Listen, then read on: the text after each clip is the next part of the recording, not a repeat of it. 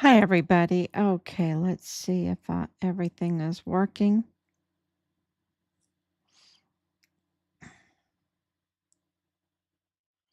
Looks like it. Let's make sure all the testing. Hi, everybody. Okay. Yep, looks all right. Okay. All right, everyone. This is August 20th, 2026 at 1:14, no, 1:34 a.m.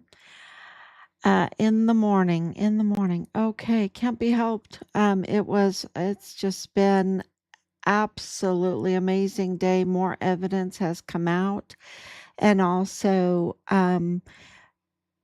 putting together the puzzle pieces on the attacks on President Trump and his very, very hardworking staff. His aide, Natalie Harp, has been attacked. Um, and it's like, why are they doing that? Why are they doing that? Um, and when they were confronted, they were just cowardly. They don't have any receipts.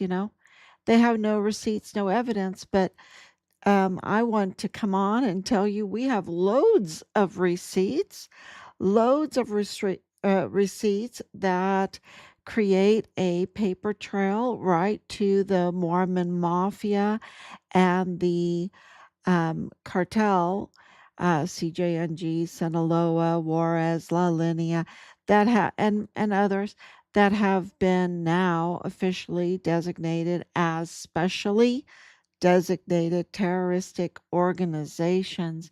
And we have a lot of people that are helping these terrorists out.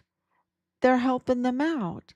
And this is the same terroristic organizations and their operations, which include fuel theft and all kinds of criminal trafficking that our son was reporting at the border, and that heroically, courageously stood up against. And they were infiltrated in our military, in his chain of command, so that when he reported, and also in the FBI and our intelligence agencies, when he reported to many agencies, those reports were blocked. His identity then was leaked by Connell Wetton. That has been confirmed that Connell Wetton is the FBI agent that leaked our son's identity to the cartel that were infiltrated on Fort Bliss, that then targeted Richard and then forcibly removed, even though he was under protection. Um, and even though he had request transfers and those were denied. So his reports were blocked, his identity leaked, his requests for transfers were denied, and his protection never showed up that night. That night that he was forcibly removed from his barracks room because a code red was issued. A code red was ordered by Dallas Hart, his platoon leader. His platoon leader, that is the prime suspect in our son's case, forcibly removing him out of the room, taking him downstairs to the um, restricted area of the arms room that's soundproof, and his life was taken. His remains then were stolen off of base through this whole funeral fraud pipeline that we have been exposing for uh, over a year now. And his body was then trafficked to Mexico for disposal, and all evidence indicates that it was at Plenitude Crematorium, and it is really compelling evidence. it is just about a sure thing, like 99%, 99%, with an 80% chance that we will receive his remains, that we can receive his remains. About an 80% chance.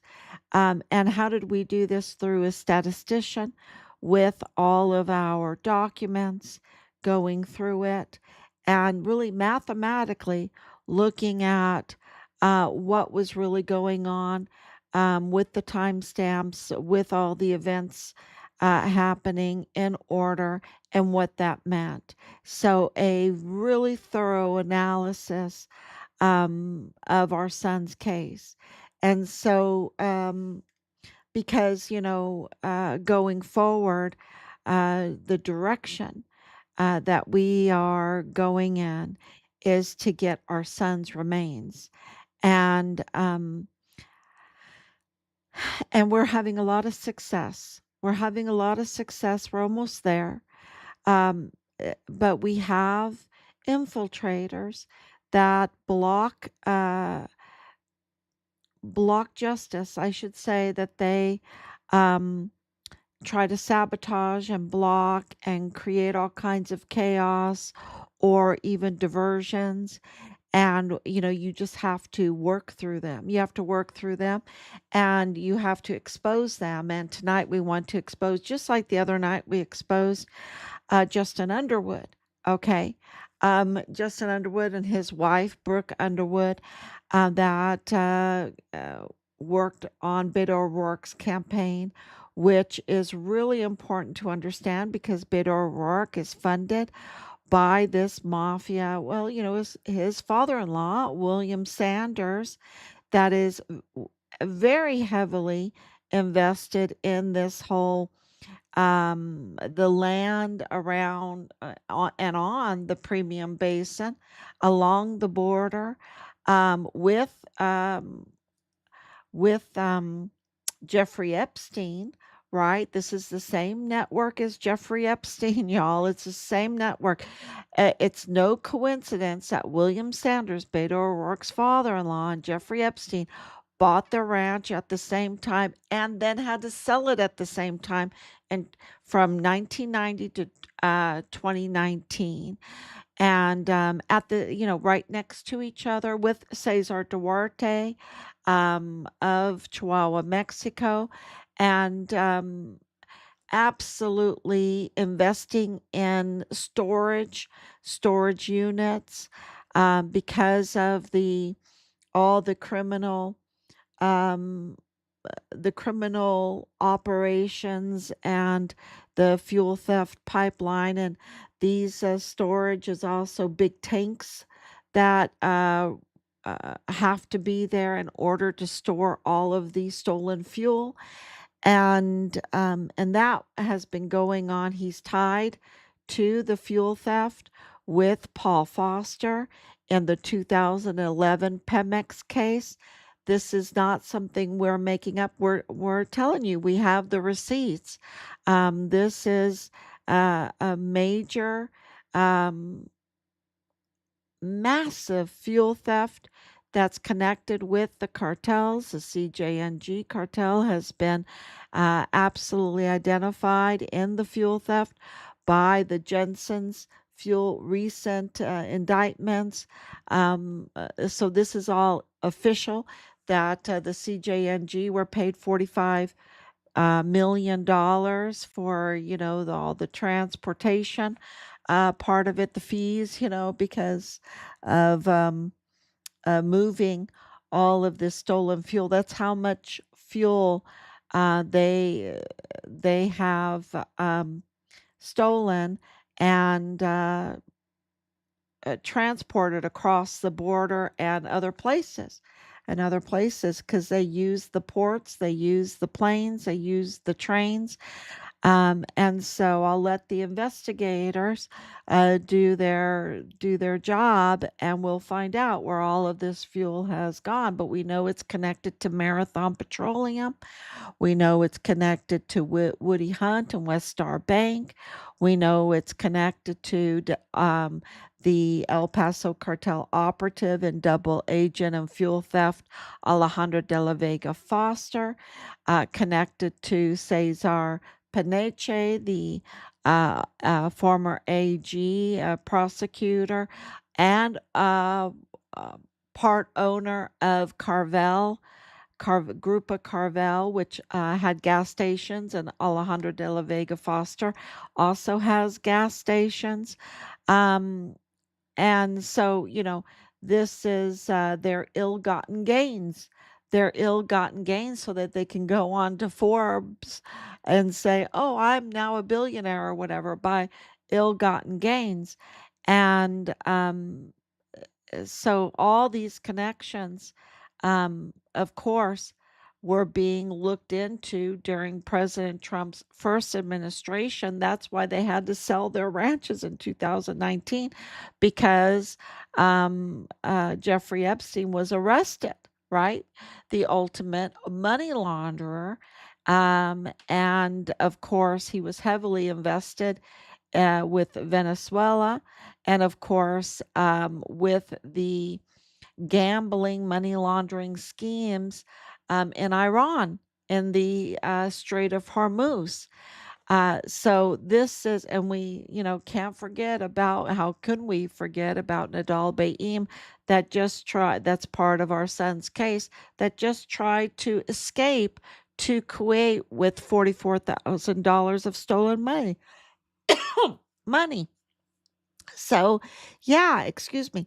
Um, so all of this is tied together, and now we receive more receipts, more evidence.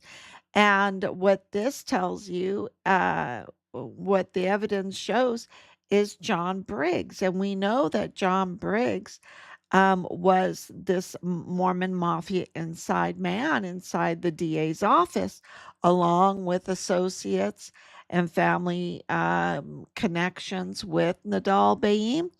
Of course, connections with Justin Underwood, and of course, with this whole scheme to cover up the orchestrated El Paso, or the orchestrated Walmart mass shooting.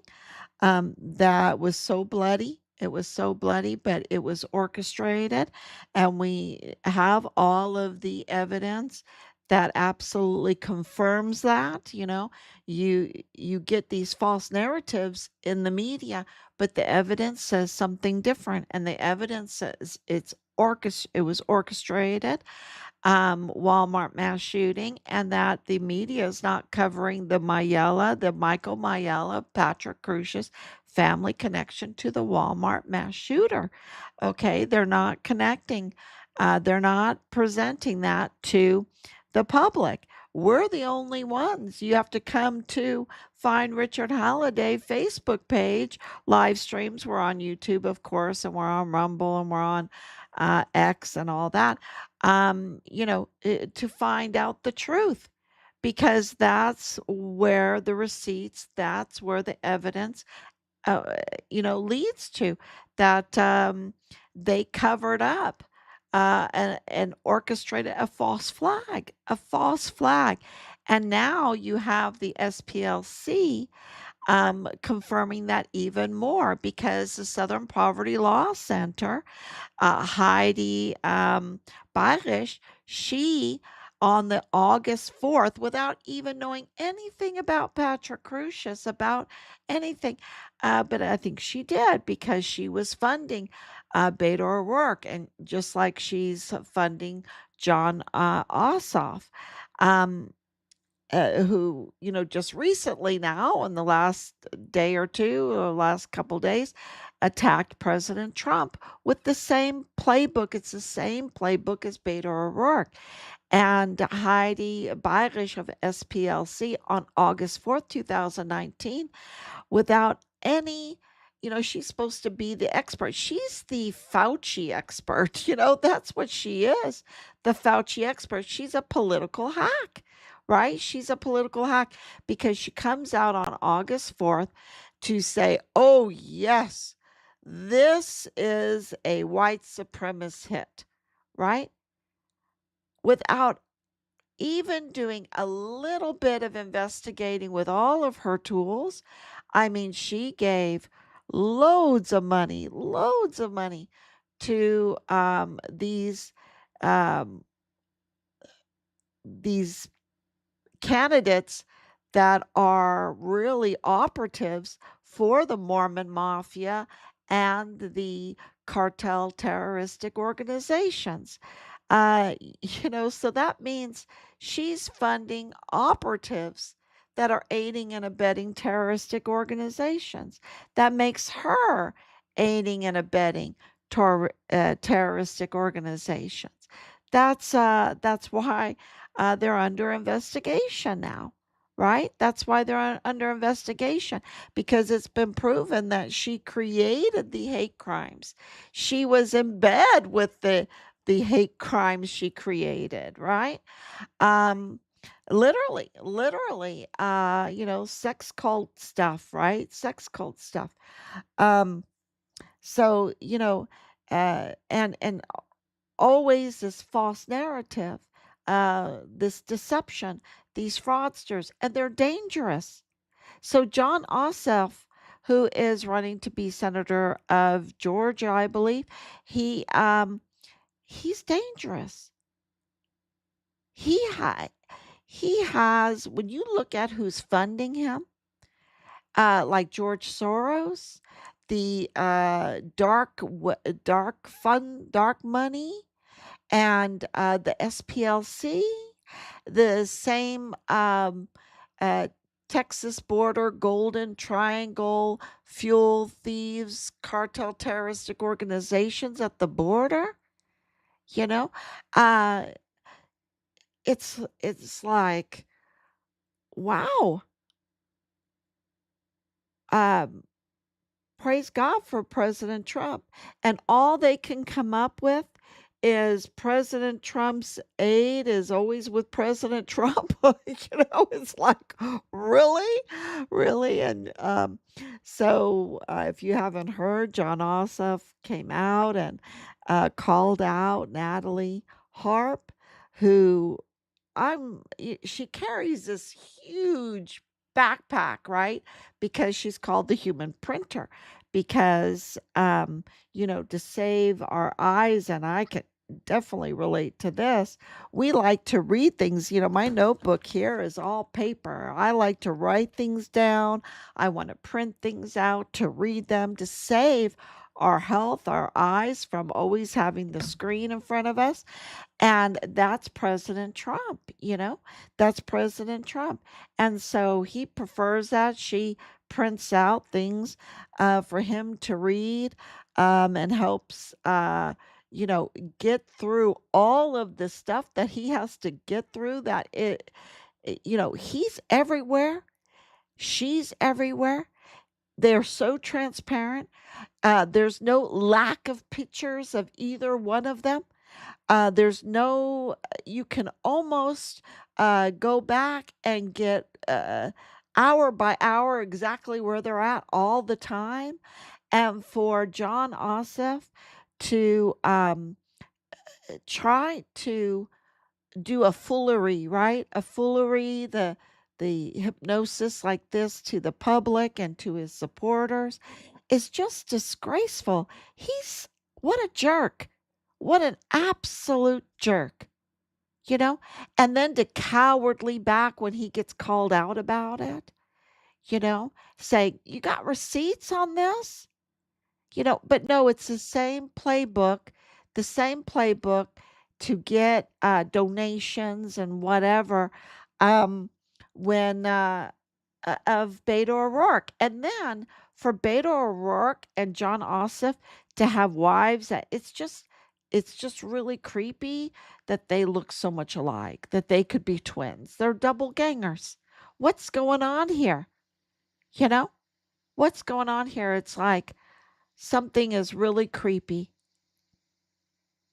So, he's dangerous, he's deceptive, he's a fraudster, uh, and he's a dirty politician. And I know, you're gonna laugh at me for saying dirty politician because everyone knows our politicians are dirty. But it has to be said. It has to be said even though everyone knows it, you know? So, and it has the same playbook as Beto O'Rourke, the same connections as Beto O'Rourke, right? So, and what are they doing? They're protecting. They are getting in office or getting that support from these dirty funders. Not all of them are dirty, but I'm talking about the Soroses and the border Mormon mafia people. Um, and of course, the billionaire class that he says he hates, he takes money from, right? The Jeffrey Epstein people, he takes money from them. Um, and and then he will lie about giving to the veterans or the military and construction when he voted against it all. So he also took a lot of money from those in Israel, and then I don't know, betrays them. They're very mad at him right now. So I don't keep up with his campaign. I just looked into it, and everything I looked at was so disgraceful, and so very much really identical mirror, mirror on the wall of Beto O'Rourke. And so I had to put up those posts because they're attacking our president that works tirelessly with his aide.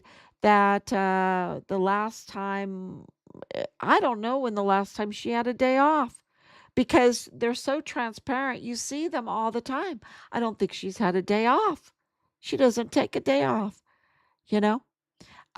So they are working so hard. You see that the art of the war in Iran, they didn't just go in and bomb it, and bomb where innocent people or they've done, the greatest general for President Trump is Scott Besson. He's like the greatest general, right? He's just making them go broke. That's what he's doing. He's making them go broke. And it's just brilliant what's going on because then you can, once they're absolutely visibly aiding and abetting a terroristic organization, you can absolutely freeze their finances and their assets, and you can even take them over. That would be very helpful for us because it could be paid on our national debt that went over 40 trillion dollars, right? Um, lots of derivatives, y'all. So many derivatives. So I don't know. I don't know if you should be worried about it or not. It's just, we'll see. We'll see what happens. Um, it just seems to be so fake, everything, right? Everything seems to be so fake except for President Trump, except for what he's doing. He's really, you can see the shaking up of everything. And of course, he has lots of aides. And I don't know why John Ossoff has to single out this one aide, maybe because she is just working so hard, right? Maybe she is working so hard. Maybe he's jealous. Maybe he's jealous that such a loyal, hardworking aide. And I heard that she's a cancer survivor. Um, so, maybe she feels that she has a lot of skin in the game, right? Um, because life is precious and we better get it right. Life is precious, we better get it right. And so here she is. Um, eh, you know, I also, um, working very, very hard like that. But here you have John Briggs not working hard, right? Getting fired, getting fired by the El Paso County because he was up to no good. He was up to no good and he got fired.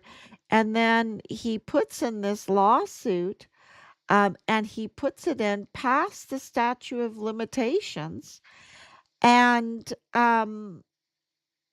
Kim Smith is involved in this. That is a really stinky, very stinky law firm. Very stinky. I can tell you that right now. It's a very stinky law firm. They're up to no good. And they didn't even catch that it was beyond the statute of limitations. And so it was really forced upon the taxpayers of El Paso, this lawsuit, settlement, or deal, or whatever.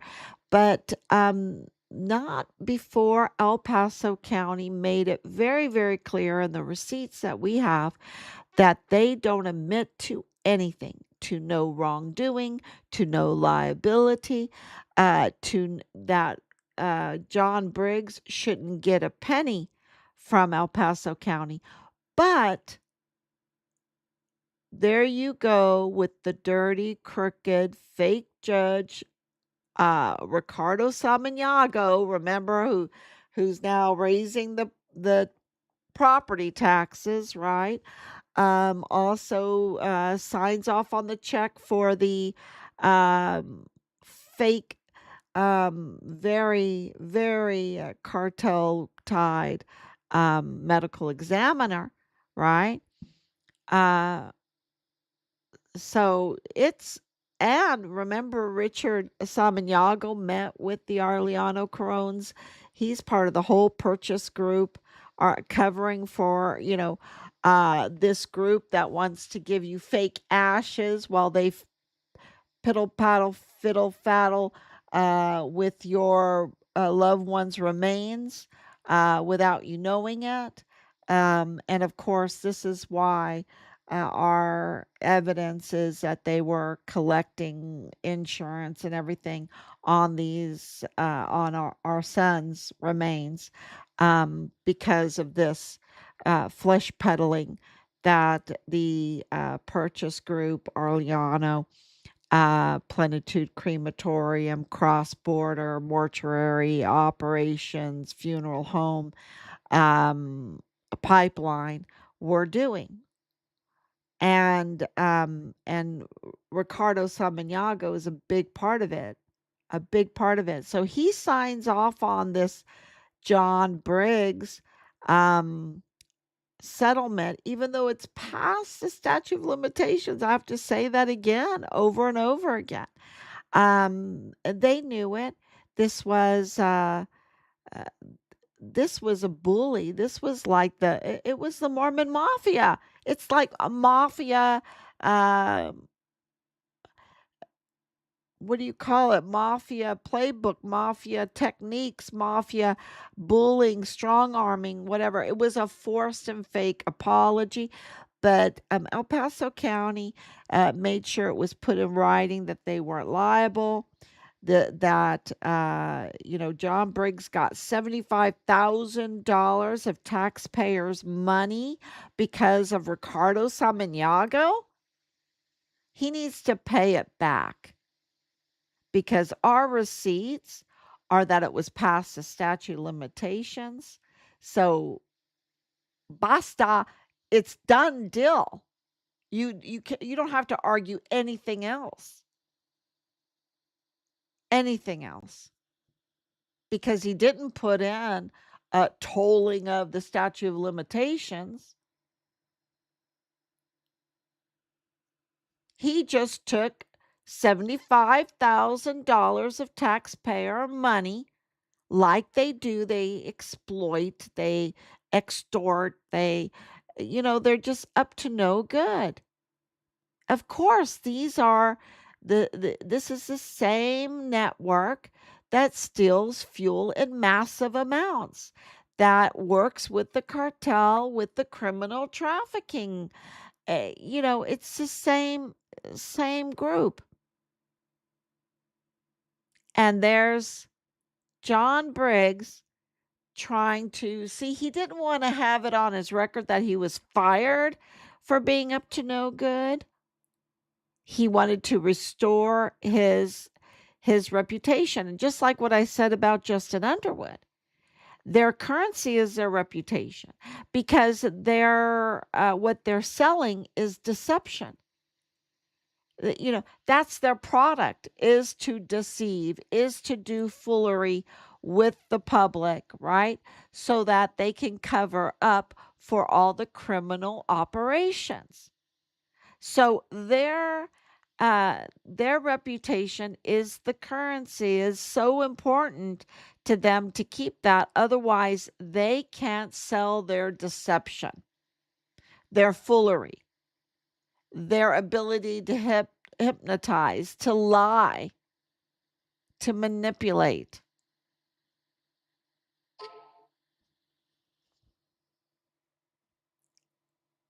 So um that's what's going on here. He needs to absolutely, John Briggs, our receipts. He needs to give back the people of El Paso their money, $75,000 of it. And, put a little bit of restitution on that. Like, let's double it. Because I believe in restitution. And the Bible says this kind of restitution, when you steal money like that, you double it. So 150,000,